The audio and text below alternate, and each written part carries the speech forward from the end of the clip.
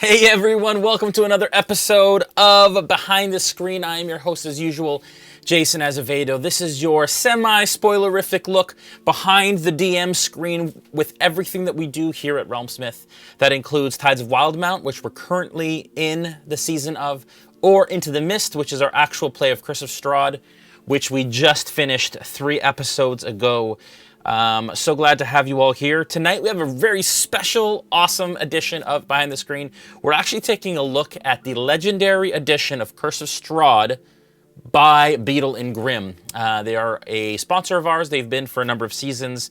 Matt Lillard, who started Beadle and Grimm with a bunch of his buddies to create premium Dungeons and Dragons content, has guest starred as Rictavio and a number of other characters on our streams, and will in the future. And he was nice enough to send me a Legendary Edition box set that we can show. We're also giving away Beadle and Grimm Legendary Edition boxes. Not just Legendary Edition, sorry. Silver Edition, Rime of the Frost Maiden from Icewind Dale, a Legendary Strahd box, and a Platinum Icewind Dale Rime of the Frost Maiden box at certain levels of followers that we get to. The first one is 7,500. We're going to be giving a Silver Edition Rime of the Frost Maiden box away. So if you like what you see today, just follow the channel. That doesn't cost you anything. It's super free. And then we will draw when we get to 7,500, and you will have a chance to win a box. If you do that, this should blink purple once to let us know that you're there, and in real time, which is really super fun. Also, if you're interested, you can subscribe. By subscribing, you're entered into our Discord roleplay server to play as the Revelry, which is an interactive experience of narrative that runs alongside our live streams, and they actually affect each other. And you go on quests run by our Smith Guardians via Zoom, so on and so forth. So if you're interested in that, you can subscribe. This will go blue, and you can also follow, and it will go purple. I think it works. Hopefully, the subscriber count, the follower count right now is at 6,500. So we have 1,000 followers to go. Spread the word, tell your friends, and there's massive value in these boxes, which you probably already know. So it's absolutely 100% worth it. In order to kind of jump into this unboxing, we'll do an unboxing probably for the first half hour of the show. And then for the second half hour, we'll do our usual Q&A for Tides of Wildemount, the episode last night, or anything else that you have to ask about our stream and RealmSmith in general. Be sure to write down your questions as you think of them, either about the unboxing or about our session, so that you have them ready to go. And then when you have a question to ask, just write question in caps and then your question, or a comment in caps and then your comment in the chat, so that the Smith Guardians can compile them for me and let me know exactly what's going on. So let me just quickly set up so that I have my questions to go. They are ready to go. I already have some questions good to go. And what we're going to do, actually, is one of our main title sponsors is Syrinscape. And they've created Curse of Strahd sound sets. This is one of the ones we created for them. This is Into the Mist, Hopeless Village. And that is specific to our live stream. You can check that out at Syrinscape.com. Put in RealmSmith in the search bar, and you'll find all of our things. They also have some Curse of Strahd content that they've also released, official D&D Curse of Strahd content. We're going to get into one of those right now. Let's see. My understanding is, as I press this, there's this big organ kind of sound. Let's see what happens.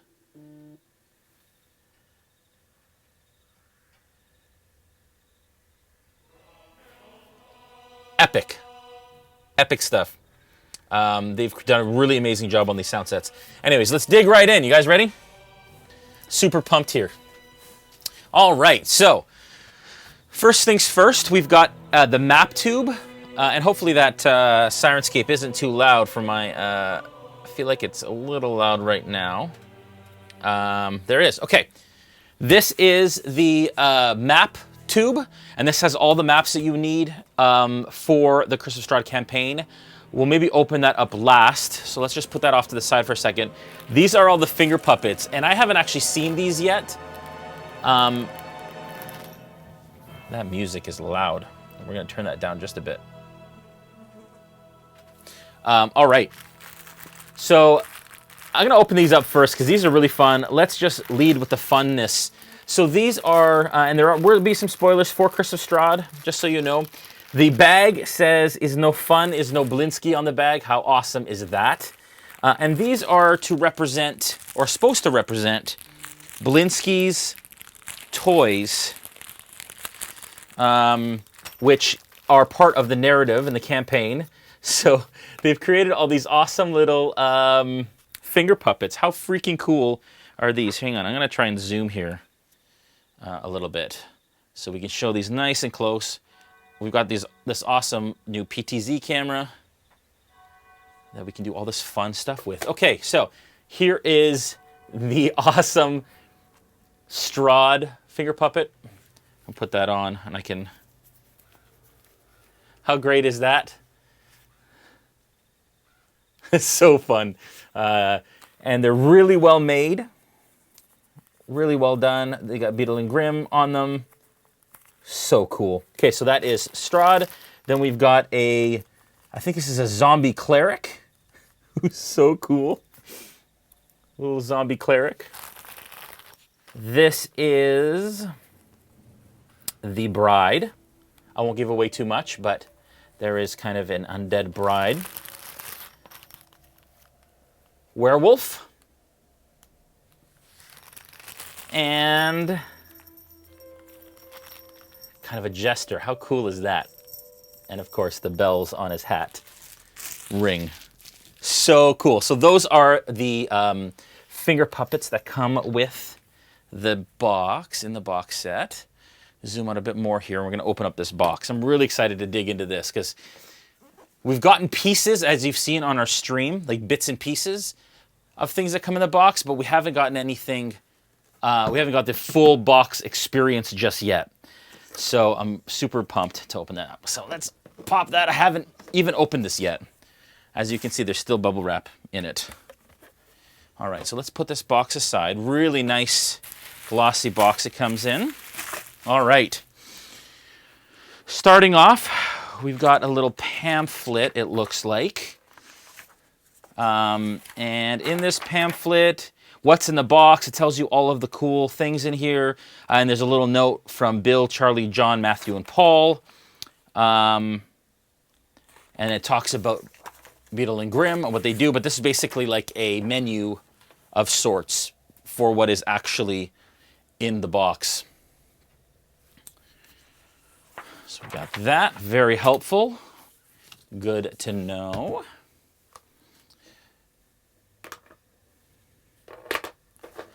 All right. You're seeing a bit behind you're seeing the aboleth from last night's episode over here on the corner. That isn't part of the unboxing. All right. Okay. Now, digging in. Ooh. Okay, so we've got the Curse of Strahd Legendary Edition. It is a folder. Inside, it's got the visage of Strahd on it. It's quite glossy, so at certain angles, it's a little hard to see. But we've got here all the maps. So these are all the little maps from the... They love their maps of Beadle and Grimm, and so do we. So there's area notes that you can add to yourself for yourself on the other side, but these are just little DM maps, which I've needed. I've just printed these out, some of them, for running the campaign, but now I'll have them not only for myself, but these are also for player reference too. They are the player versions that aren't denoted with all of the names of the areas. Very super cool. So that's a bunch of 8.5 by 11 maps. And then we've got and I've seen this before. So this is a pamphlet, a little menu of all of the maps that exist in here, how to put them together to build Castle Ravenloft. Guys, no joke, I believe the count is there are some 30 some odd maps that go together to build all of Castle Ravenloft. I'm going to give you everything that you possibly need to be able to run inside the castle. Pretty stinking nuts. Love these guys because they're crazy. We've got Madame Eva's camp, the Sarapul encampment, and these are all the maps, guys. All the little maps that you need for your DMing pleasure. That alone for me is pretty freaking awesome. I have version of the Taroka deck here. This is a larger version of the deck. And it's also got some foil on it, some silver foil. You can't really see it, I don't think, with the lighting. But it's a larger Taroka deck than the original was. I do have it open here, and it is awesome.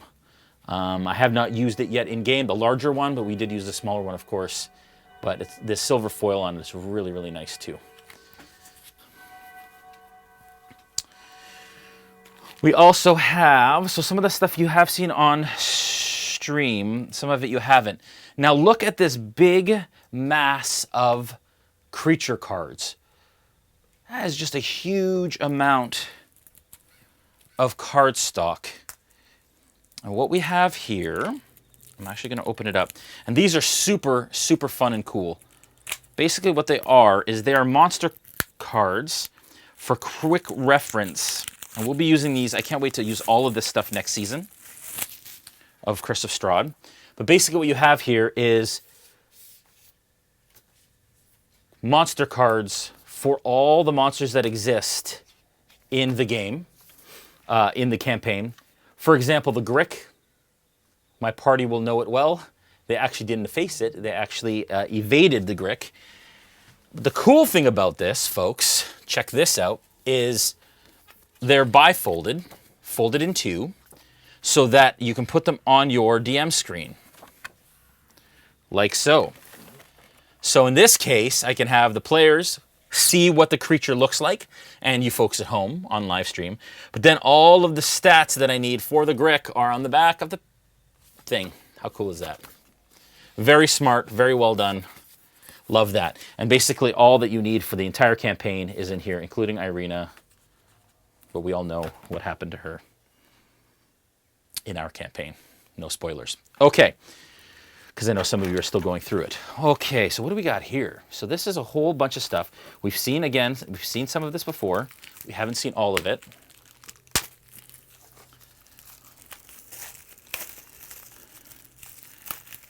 Right here, we have the holy symbol of Ravenkind. And I have a version of this already opened that you've seen us use on stream. But I will open this one so you can really get a look at it. But how freaking awesome. It's quite heavy. It's got lots of heft to it, but this is one of the items that the players can find in-game. It's got a ruby in the middle, and it's got this really cool gold chain on it. But how cool is that holy symbol? So awesome.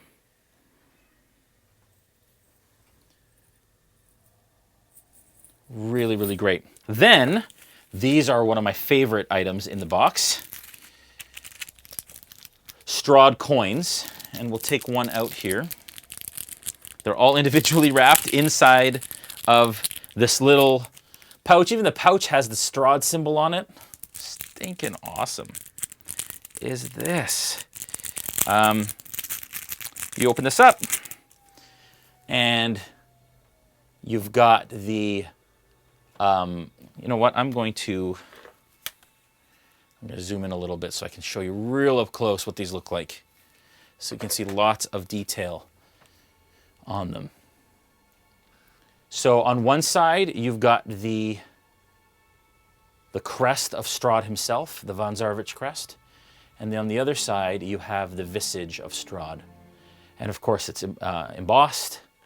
And you get 3 of those in the box, as well as, and I'll show you this up close as well. That is the holy symbol of Ravenkind.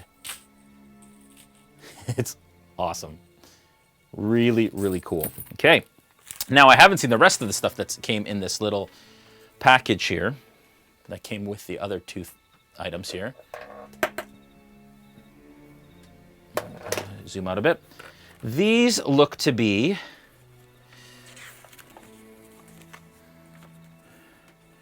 location kind of items. So if we go back here, this is super cool. So while you're telling the story and the characters are in Madame Eva's camp, or actually this is before, I'm just going to take off my little Hero Forge initiative markers. But if you place them on your DM screen, or if they see Barovians, you can place that as well. The Vistani are here when they first meet Strahd, and he's playing his organ. But even cooler than that, in my opinion, are items. So if you find a magic item, you can place it on your DM screen for your players to see. And on the back, it just says what it is, what chapter it's from, and all of those are double-sided. That is a lot of really cool artwork. Super cool, man. Ugh, so much content. So much content. All right. I have a couple more of these as well. So that's Strahd on his nightmare. You'll recognize that from our season. We are not even close to done here, folks. Okay, so not even close. So much in this box. It's so cool. I can't wait to dig into this. And again, all of this stuff will be making an appearance in the next season of Curse of Strahd for us, for sure. We will absolutely be. Now, this is amazing. So these are little, again, I'll zoom in a little bit here on that because you need to see this in full detail. These are little wax seals for the letters that you get throughout the campaign. They have the little Strahd emblem on them.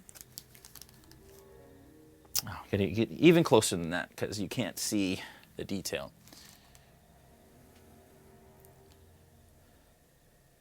It's got having a hard time focusing here a little bit. There we go. Little Strahd emblem, and they have little stickies on the back so that you can actually stick them onto the envelopes. My assumption is in this little package along with that, we have got letters, which we totally, absolutely do. So these can go onto here to seal them for your players. We have a bunch of envelopes. Part of me wants to restart this whole thing. Part of me wants to reset the campaign and start over so I can use all these things from the beginning. So we've got letterhead for handwritten letters that can go in that envelope. Cool as that. We've got all the letters that you need for in-game purposes, journal entries. There's just a stack of stuff, folks. This is super freaking cool. This here, these are Red Dragon Crush stickers that you can place on bottles, used wine bottles or whatever, for your in-game experience. There's a bunch of those. There's Red Dragon Crush, there's Champagne de l'Estompe, and the Purple Grape Smash #3, which are featured in the campaign. And then, of course, all of the little correspondences. I won't read them all because spoilers, but awesome. And then there's other documents, obviously, that come, which, again, I won't give away what those are. There's no end to the goodness here, folks. No end. We have the map of Barovia, the large map, and the Curse of Strahd kind of campaign map that you get with the original book from Dungeons & Dragons. More correspondences. These are all the handouts from the game. These are, oh, cool. These are quick reference guides regarding certain encounters. So there's an encounter there, and then these are all character sheets. And I don't know if these are must be pre-gen character sheets that exist. These are characters within the campaign, which is a bonus encounter. So cool. So this whole thing is actually a bonus encounter that you can run, and I'm assuming these sheets are characters within that bonus encounter, and you can see obviously that bonus encounter includes a werewolf, Irina, and her brother, Ismark. These are all bonus encounters. Amazing. I won't give it all away. But there's obviously one that involves the Taroka deck. I'm totally running one of these. And here's a Myconid one. My assumption is that this is the one that Matthew Lillard ran when he did the Lost Odyssey stream. I bet it is. Crazy. And here's another one, too. And this is just cardboard. All right. Still more, folks. Still more. This is the Festival of the Blazing Sun poster, which exists in the game again. Now we have a ton of books here. You can see there are a ton of books here, and they're all packaged, and they're all thin kind of, or smaller versions, I guess. I'm assuming of the campaign book. This is chapter 1, Into the Mists, and they're just broken up into smaller, manageable sections depending on what you're running. And there's 1, 2, 3, 4, 5 of these, including the appendix at the end. And that's how they break out the rule book. I love that. More manageable, so you can just basically grab the area that you're running. And then, before I get into that, here's your Strahd portrait.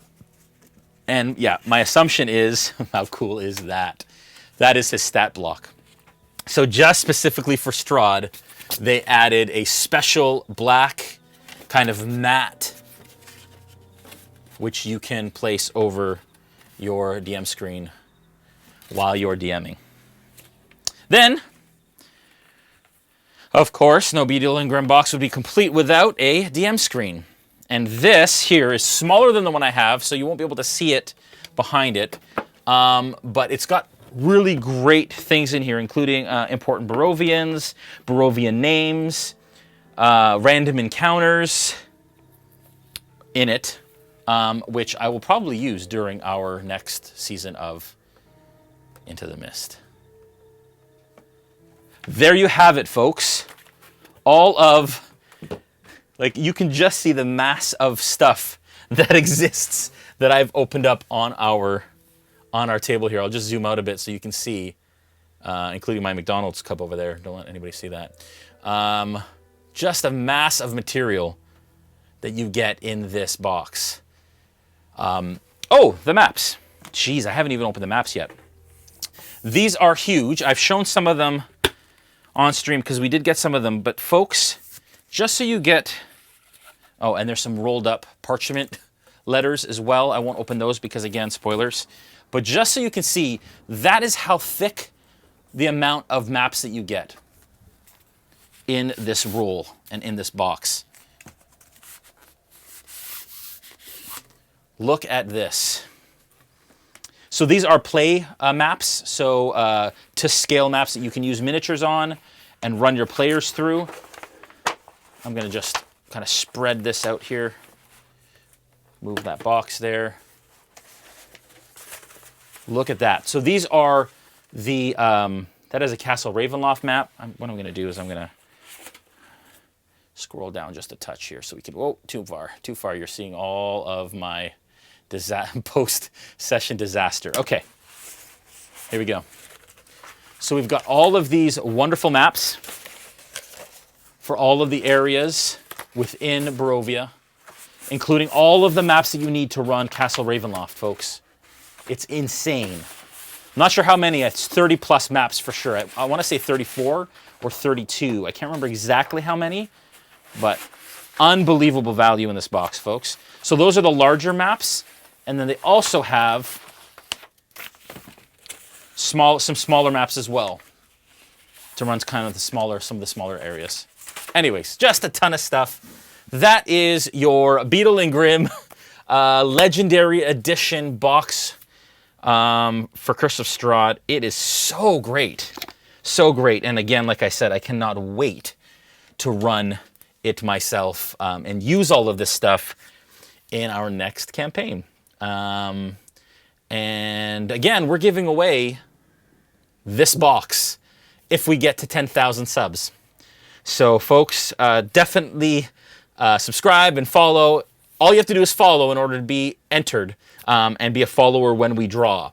So definitely consider following in order to win this very box for yourself. We will ship it to you. They've already set it aside for us, so we've got it. It's all yours as soon as we hit 10,000 followers. And to check out more from Beadle and Grimm, the link is in the chat. The Smith Guardians are taking care of that. And I haven't been in the chat at all, so I haven't seen any of the comments. I would love to have seen some of the comments as they passed here. But it is a crazy amount of content that was included. That is true, Prometheus. Okay. Let's jump in. I'm assuming you guys have some questions. If there's anything else you want to see up closer or you want a closer look at, let me know. And we will get that. And why not just trigger a werewolf, a wolf howl in Sirenscape while I'm sitting here. Okay. I've exploded. I've had Beadle and Grimm just explode all over my table. It's awesome. It's so great. Okay, so I'm going to bring up the questions. I'm sure you guys have lots of questions. If there are things that you, again, want to see closer, or things you want to ask questions about, we can do that. Or we can kind of transfer over to questions about the stream, about last night's episode, or about or about RealmSmith in general. Oh, he won't stand. Strahd will stand here. Strahd will obey my commands. Won't he? He won't. But these are so fun. I could, like... He should, like, co-host my stream with me. Want to answer some questions? Sure I do. Sorry. This is post-session, post-episode craziness. It's just what happens when you run a session on a Monday night. All right. Let's get into these questions. We've got a bunch.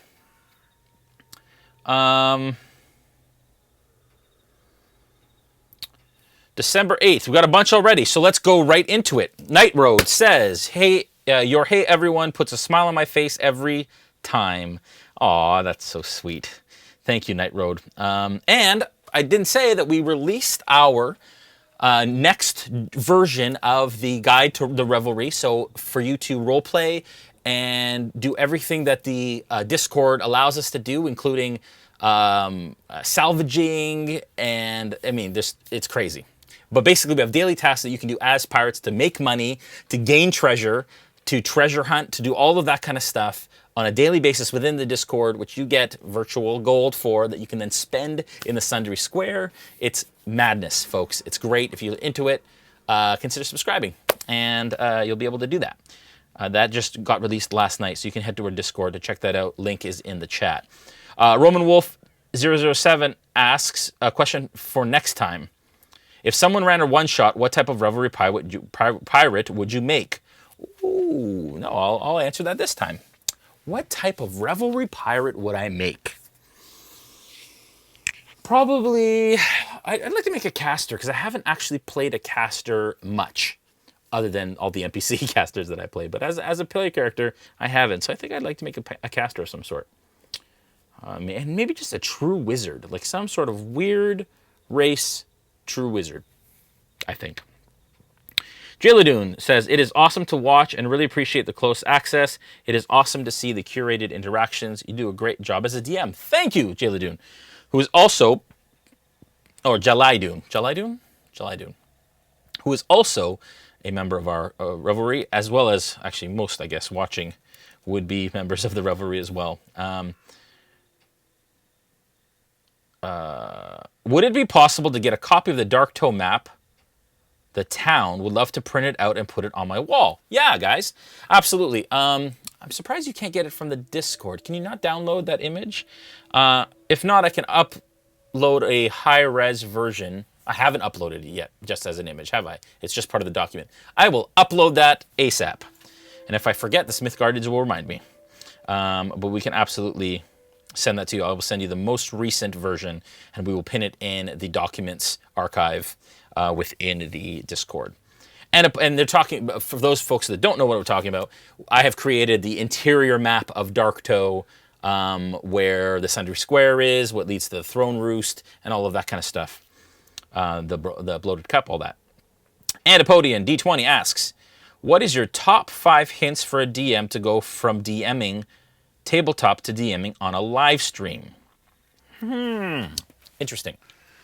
So the differences, obviously, are dead time. So I was really worried about it, not worried about it so much anymore because things tend to flow. And things that feel like an hour of silence on a live stream are mere seconds when you watch it back. But you do have to consider that there is people watching. So DMing a live stream, I would say my number one tip is remember that this is something that people are watching at home. As much as I run it like I would a table session, the more prepared I am, the less kind of dead time there is, and the more entertaining that stream is. And I think that people really appreciate the... I guess for us, I mean, we have a polished production as much as we can, other than the technical issues that we have from time to time, especially during COVID. But we like people to feel like they're at our table. So, you know, and I think that that's somewhat endearing. And so I personally like a genuine live stream. I like people who basically run a game the way that they would if people were around the table, considering dead time, considering that people are watching, considering all that kind of stuff. And that we don't interrupt the narrative as much as we can with other business stuff. We get that all off at the top or in the break, and we try not to pull people out of the experience. Those would be my top tips for DMing a live stream. Ket Matari asks, how did you calculate the challenge rating for the battle with the Aboleth? That seemed tough. It was tough. But lately, I have been using, pretty much solely for encounters, I've been using the D&D Beyond encounter tracker. Builder, I should say, and the combat tracker. And that will give you a little scale. So even though it was a high challenge rating, and Aboleth is, as soon as I put all my players into it, and it calculated, it was only a hard encounter. Even though its CR rating dictated that the party had not have faced it. And they did all right, actually. They did quite well against it. Nobody died. Some people went down, but it didn't get as close as it would have if... or what I would have expected a CR of that level, or of that magnitude against the party, if that makes sense. So yeah, use that encounter builder. It's fun. It's only in beta or even alpha, I think. No, it's in beta. Combat Tracker is in alpha. But even in its beta state, it's very useful and very fun. Even for just checking if encounters will be too much for your party. Gaming Grizzly 01810 asks, when you order your Hero Forge minis, which material are they made from, and do you have any recommendations? So, of all the ones I've ordered, I always order the premium plastic ones. They're the most durable. I find they're the best to paint, and they have the highest, not the most durable. They're the most durable with the best quality detail. Because obviously the brass ones or the bronze ones would be the highest kind of durability, but the level of detail is better on the premium plastic. So I get the premium plastic ones. Mr. Carrot asks, now you know next time you NPC Strahd, Jason, you have to have the puppet on your hand doing the talking all the time. Oh, I should too. If I DM Strahd, or if I play Strahd, maybe Mr. Mercer will be back. Maybe not. Ket Matari asks, where did you get that Aboleth mini? Oh, folks, this Aboleth mini came in a sampler for Wave 13 of the WizKids line. So that is in Wave 13. I got a bunch of minis from them because they're awesome. And this was one of them. And it's amazing. Check that out. And I think it's out now, Wave 13. And we are getting a bunch of stuff from WizKids now, guys. It's in the mail. I get it Thursday. I will be unboxing that too. Do you guys like unboxings? That's a question I'm going to ask you. I'd like to hear. Don't answer yet because I can't see the chat just yet. But I'm going to ask you that at the end of the session, if we have time here. I'd like to know if you guys like unboxings. Actually, I'm going to ask it now. Do you guys like unboxings? Put up a poll. If somebody is watching that can put up a poll, I know Julian usually does it. But I'd love to hear if you guys enjoyed that unboxing. We have record viewership right now on Behind the Screen. I think it's because I tagged Beadle and Grimm in this, and people from Beadle and Grimm were coming to watch the unboxing. For those of you who have joined us, you can watch the VOD after on Twitch. We also upload these episodes on our YouTube, so you can catch the unboxing afterwards if you missed it. But this will be here for some time. Zip says, I thoroughly enjoyed the unboxing. Trobe19 says, yes. Sakura says, I love it, but wish I had the money for most of this stuff. I hear you. Starving Post says, yes, I enjoy it. Yes. Okay, so you guys like unboxings. Okay, cool. And showing new stuff that's out there that people send us is real fun. Like I said, V from WizKids sent me a bunch of stuff that's coming in the mail. I'm very excited, and we're going to show it to you on Thursday. Next Tuesday. I get it Thursday. I'll show it to you next Tuesday. Cool. All right. Brachus55 asks, how much did you homebrew of Curse of Strahd, or did you just mostly follow the campaign? I mostly followed the campaign, but I added flavor in a number of different ways. Let me think of the ways. One way, spoiler warning for those of you who haven't watched Curse of Strahd Season 2, cover your ears. For example, the bride, the flesh golem bride at the monastery, I made it so that she didn't need a wedding dress, she needed a face instead. Scary, yes, I know, but I added that. And a lot of actually the stuff that I've added is from Lunch Break Heroes, I believe. It's a YouTube channel. He's got a lot of great Curse of Strahd stuff. Maybe one of the Smith Guardians can find that on YouTube and tag it in the, or add the link it in the chat. That'd be awesome. But yeah, super good, super fun stuff.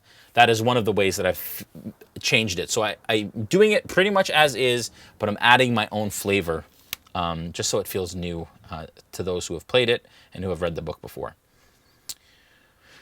Grinning Grig asks, are the monster cards laminated to work with wet dry erase markers by any chance for marking damage, etc.? If not, could do myself, but would be a nice feature.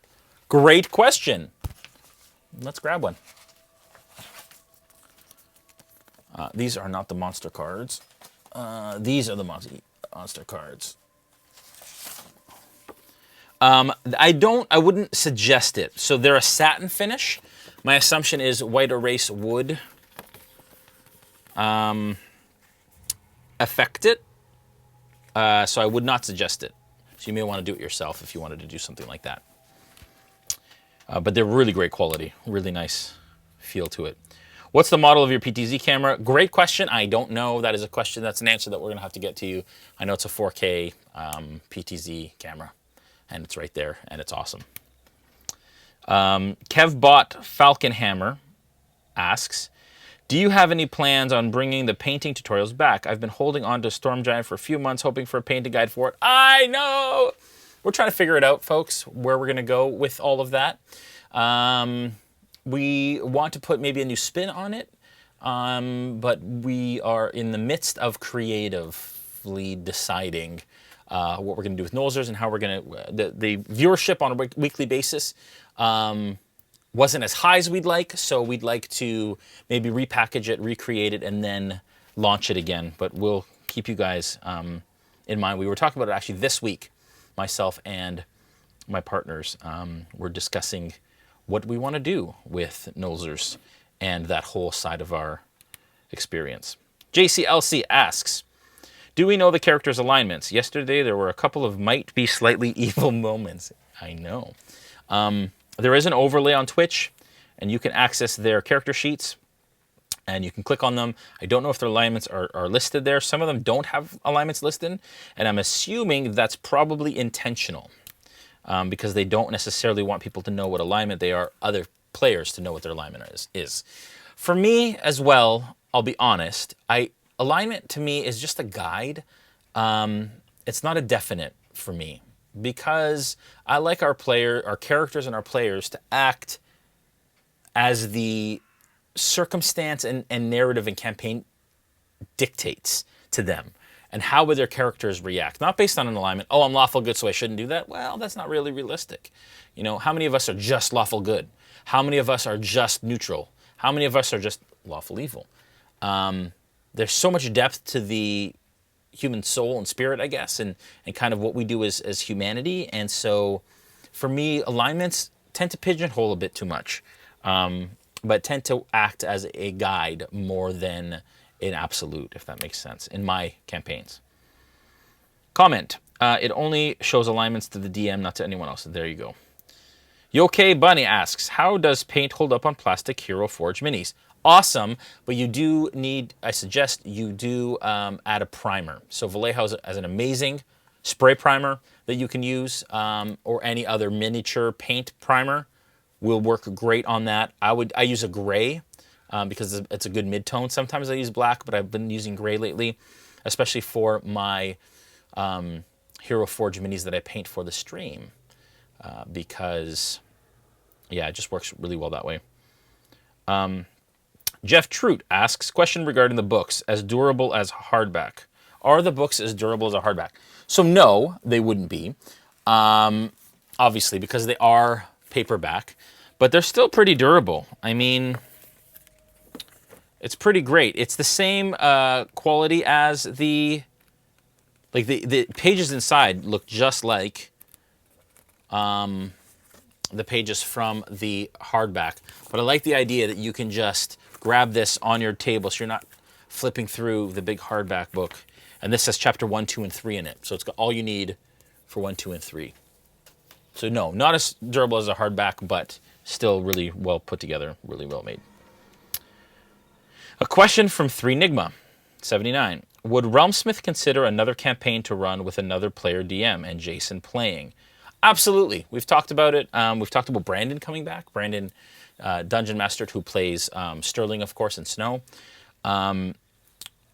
He DM'd our Order of Dragonsbane live stream. A lot of those are on YouTube. You can check that out. I'd love to play again. I'd love to jump in as a player. I do play in the Cyberpunk series that we run. So absolutely. We've absolutely talked about that and are deciding where to go with all of it and how to approach adding more content, because that's what we're looking at doing. In fact, right now, folks, just a little inside baseball, we are working on some additional content over and above the Dungeons & Dragons content that we currently have, which is great. Kevin Manx asks, what is the show that Christine was working on last night? She works at a TV studio. You can find her, we tag her and stuff, so you can probably see her on Instagram and then follow her through to all the work that she's done. But she's a TV host, and you can check that stuff out for yourselves. I see another question coming in here. Malgath is asking, Grin and Grin, comment. Suggestion for nosers, pick a smaller palette of paints and use them for a series of minis before switching palettes. That would help those of us who can't afford lots of paints at once. It's a good call, good idea. So they are releasing, and I know they've released in parts of the world, the Vallejo WizKids paint kits, starter kits, and technique sets. And those are easy, right? Because you're going to buy those off the store shelf, and then I'll use those specific sets to paint certain things. That's something that I think I'd like to do, if not as one-offs, but as part of a series again, as we used to do. Great questions, y'all. Great questions. I think that's the end of what you guys had to ask tonight. Thank you, everyone, for watching. It was a pleasure having you all. I still have about 13 minutes left. So I will ask you all a question. And I will just keep an eye on the chat here to see your responses, which would be great. How scared were you folks for the Aboleth encounter last night? So, you know, oftentimes people are like, oh, I can't believe you threw this creature, like the Nightwalker from last season, at the party. I can't believe you did this. I can't believe you did that. How afraid did you get for our party? And how worried are you at times that I have completely thrown the party something that they can't handle? I'd love your thoughts and your comments on that. Because when I'm preparing something, I'm like, you know what? I have what I want in mind. I know kind of where it's going to end and where things are kind of stop. But I'd love to get your thoughts on how you feel when those sorts of things happen. So I'm going to let that kind of go. I'm just going to throw some of these up here because they are so awesome. There's I think he's my favorite. That's the zombie cleric. And we're going to put Strahd up here too. They're so fun. Love these guys. All right, let's see.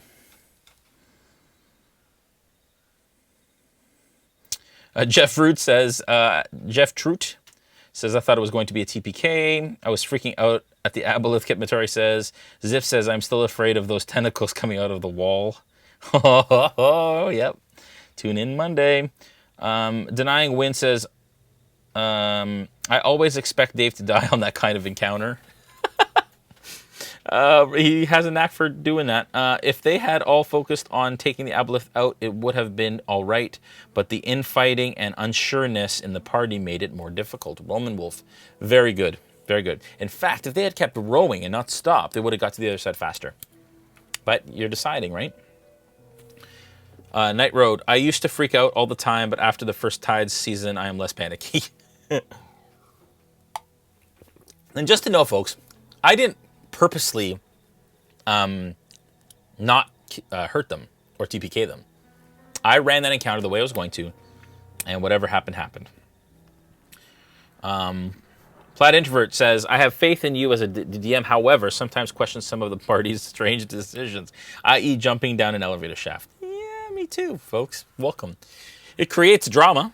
It makes for a great stream, but yeah, I hear you.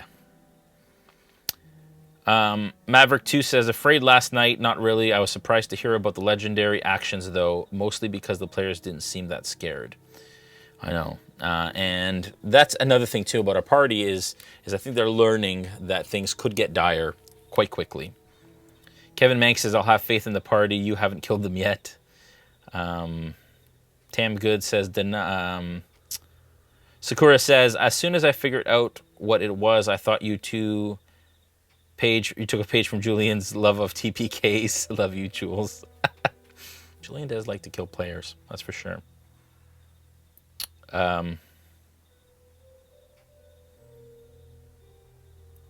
Prometheus says, for me, it is so often depends how the players are taking it.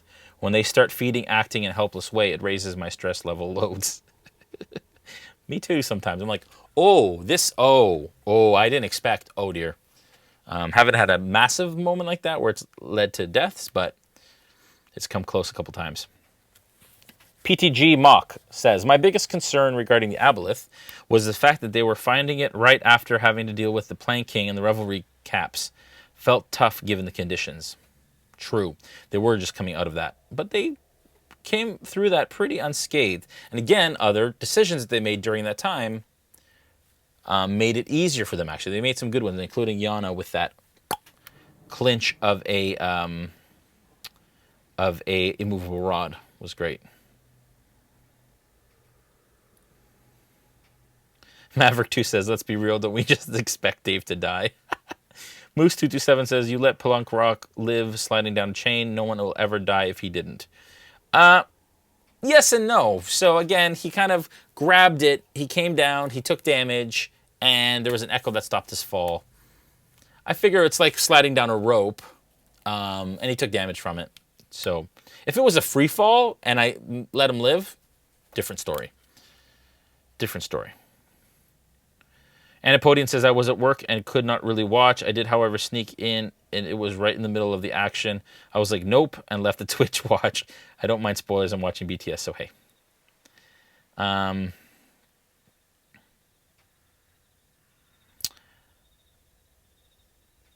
S. Good Kai says, I was more worried for Yana. Dave had it in for her, right?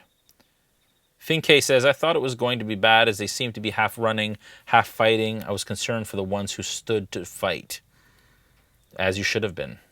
And folks, let me tell you, it didn't succeed on any of its charm abilities. If that had happened, things could have gone a lot differently. But everyone succeeded their saving throws. It could have gone a lot worse. Grizzly says, without challenge, there isn't reward, and unexpected is the flavor we look for. Right? And that makes great entertainment. It makes for a good live stream. If they won everything, or if they just died all the time, not fun. What about poor Yana getting translucent and all? Better an aboleth than a dragon turtle? Don't count one out yet. Mr. Carrot says, I was honestly surprised that Yana made it out of there. Thought she was a goner. Pretty high level.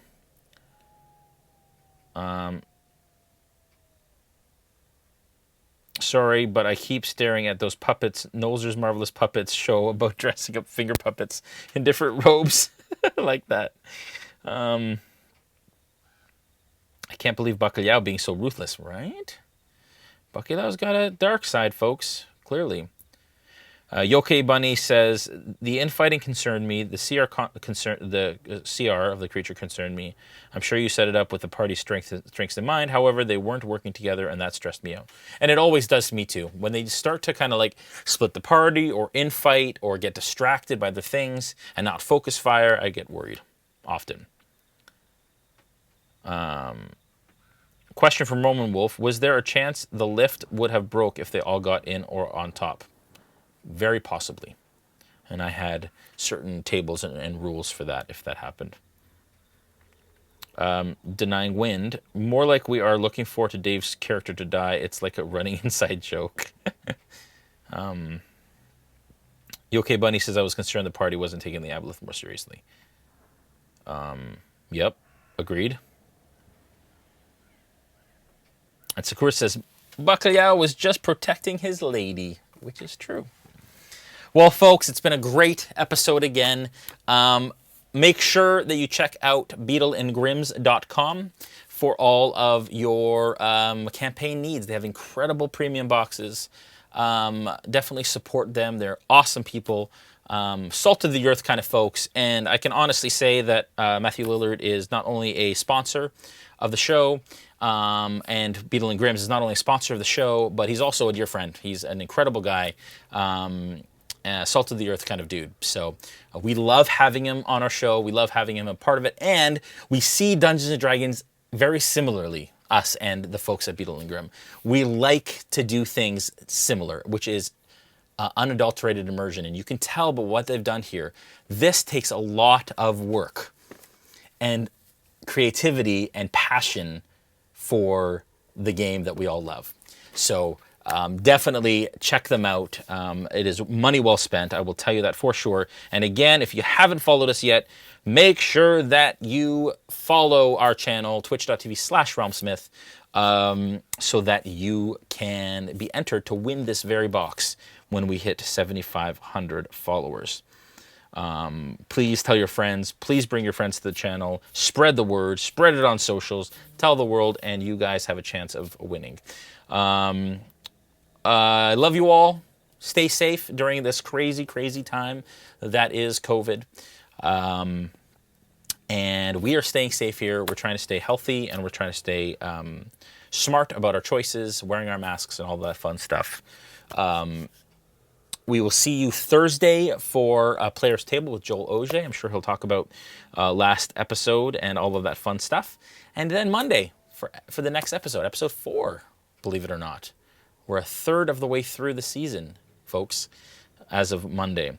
So you guys have a great night. Love y'all. Peace out, and we will see you soon.